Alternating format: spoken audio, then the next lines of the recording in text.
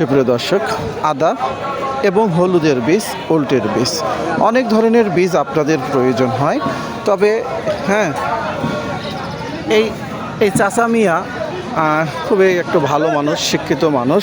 আপনারা যারা অনলাইনে নিতে চাচ্ছেন আপনারা নিতে পারবেন। আমরা সাক্ষাৎকারে শুনে নেই।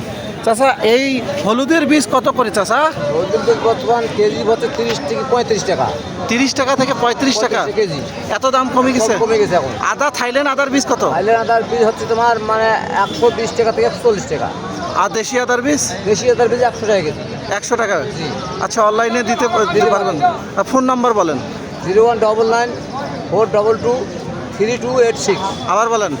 0199 422 3286।